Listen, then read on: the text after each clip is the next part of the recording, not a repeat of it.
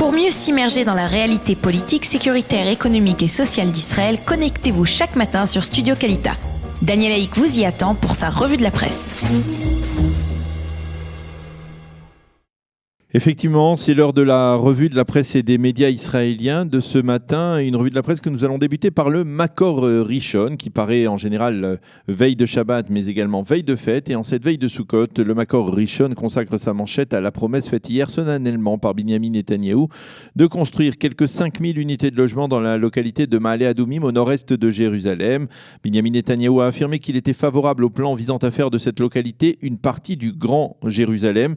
Le Premier ministre a fait cette déclaration lors d'une visite qu'il a effectuée dans cette ville. Les élus municipaux de Maale Adoumim ont rappelé que dans le passé, M. Netanyahou avait déjà promis d'étendre la ville à la zone E1, qui est une zone controversée, mais qu'il n'avait jamais tenu parole, en particulier à la suite des pressions de l'administration Obama. Cependant, les responsables du Conseil des localités juives de Judée et de Samarie, loin d'être satisfaits par cette annonce, ne cachent pas leur inquiétude. Ils affirment en effet que si M. Netanyahou entend promouvoir la construction dans l'un des blocs d'implantation principaux, c'est pour mieux pouvoir se restreindre dans la construction d'unités de logement dans le reste de la Judée et de la Samarie. Ils accusent en effet les proches conseillers de Binyamin Netanyahou d'avoir repoussé au cours des dernières semaines, sous la pression de l'administration Trump, de très nombreux projets de construction dans des parties moins consensuelles de la Judée et de la Samarie. Le 16 octobre, au lendemain de la fête de Sukkot, il faut souligner que la Commission suprême de planification de la Judée et de la Samarie doit tout de même annoncer la construction de plusieurs centaines, voire milliers d'unités de logement, mais c'est bien moins que ce que les habitants de la Judée et de la Samarie avaient réclamé. Nous en avons assez des promesses qui ne sont pas tenues par le gouvernement. Si nous n'obtenons pas satisfaction, nous manifesterons devant le domicile du Premier ministre, a menacé hier le président du Conseil régional de Samarie, Yossi Dagan.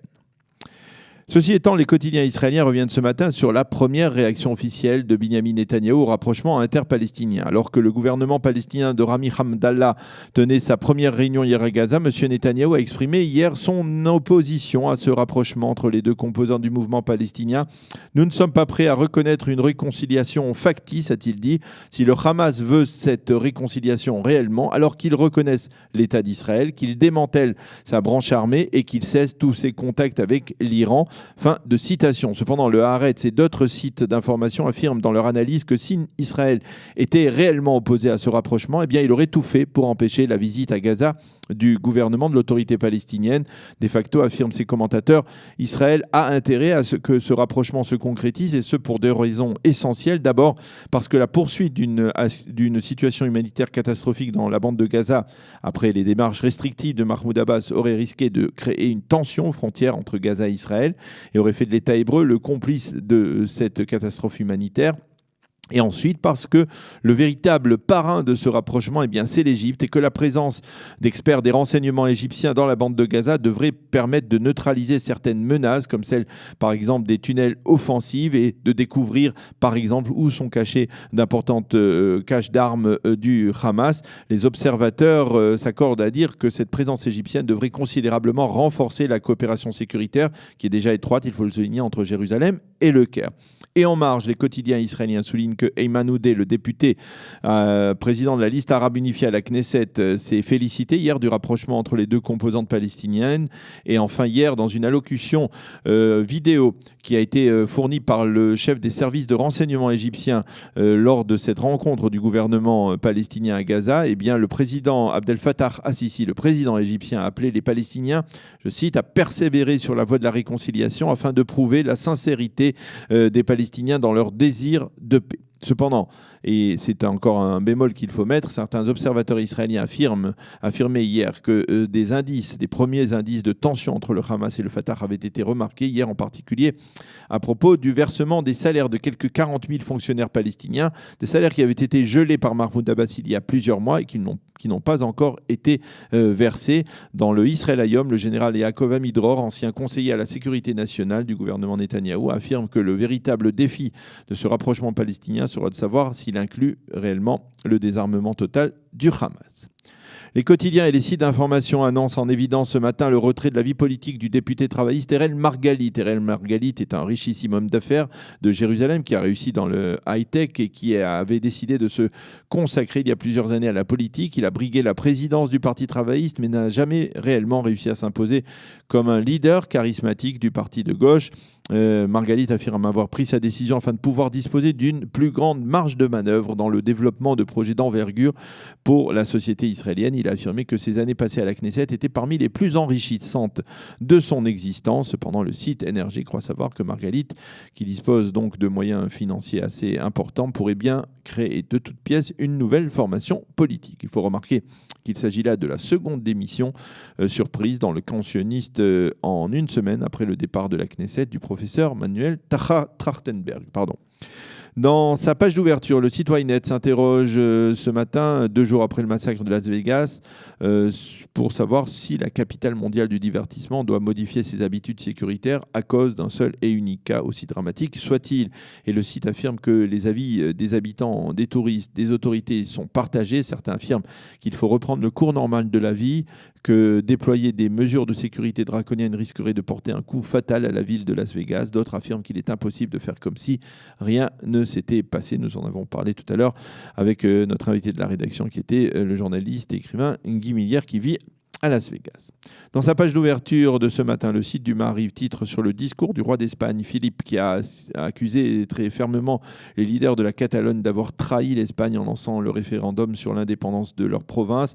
Ce référendum est illégal et il menace la démocratie et l'économie espagnole, a déclaré le roi d'Espagne. Il faut souligner que les responsables, les présidents de la Catalogne ont annoncé qu'ils avaient l'intention de proclamer l'indépendance de la province dans les prochains jours. C'est un phénomène inquiétant, déjà connu à l'étranger et qui touche désormais l'État d'Israël. Tous les journaux télévisés en ont parlé hier soir avec des reportages à l'appui. Il s'agit de la menace nocturne de clowns effrayants. Ces derniers jours, en effet, de nombreuses personnes ont été agressées en Israël en soirée dans divers endroits du pays par des personnes déguisées en clowns, mais des clowns loin d'être amusants. À la suite de l'accumulation de témoignages et de plaintes sur leurs agissements, mais la police a décidé de déployer des moyens pour repérer ces clowns et les empêcher de nuire. Le Makor Rishon, lui, publie dans son édition de fête un supplément spécial sur la communauté des Druzes d'Israël, une communauté minoritaire qui est la plus loyale historiquement envers l'État hébreu. Le Makor Rishon nous éclaire sur les grandes réalisations de cette communauté depuis la création de l'État d'Israël, sur le dévouement des soldats et des gardes frontières druzes pour la sécurité d'Israël. On se souvient en particulier de la perte de 2 gardes frontières lors de l'attentat du 14 juillet dernier sur le mont du Temple, et également sur les grandes fiertés de la communauté, mais aussi sur ses problèmes de détresse sociale auxquels la communauté druze de l'État d'Israël est confrontée. Et puis nous terminerons cette revue de la presse israélienne en feuilletant les pages des journaux consacrés aux préparatifs de la fête de Sukkot, une fête, vous le savez, très haute en couleurs, avec de très nombreux symboles. On peut en fait découvrir dans les journaux de splendides Sukkot construites ces derniers jours un peu partout à travers le pays. Et l'on voit dans ces pages également les Juifs orthodoxes, en particulier dans le quartier de Mea Shearim, mais pas seulement, en train de vérifier scrupuleusement leur loulav et leur étrog, pour voir s'ils sont cachers comme il se doit.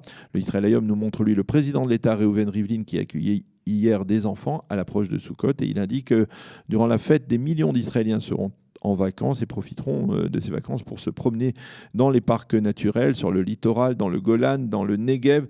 Les journaux soulignent 2 points importants. D'abord, le bouclage des territoires palestiniens durant les 8 jours de fête qui devrait en rassurer beaucoup, mais également la météo qui pourrait être capricieuse avec des risques de pluie sous la Souka pour cette année. Voilà, c'est la fin de cette revue de la presse et des médias israéliens. Dans quelques instants, nous serons avec le professeur Gabriel Itzviki qui est directeur de département à l'hôpital Shaare Zedek à Jérusalem, et qui va nous éclairer, nous fournira un éclairage personnel sur la fête de Sukkot, justement, sur ses symboles. Ce sera tout de suite après une page musicale. Pour mieux s'immerger dans la réalité politique, sécuritaire, économique et sociale d'Israël, connectez-vous chaque matin sur Studio Kalita. Daniel Haïk vous y attend pour sa revue de la presse.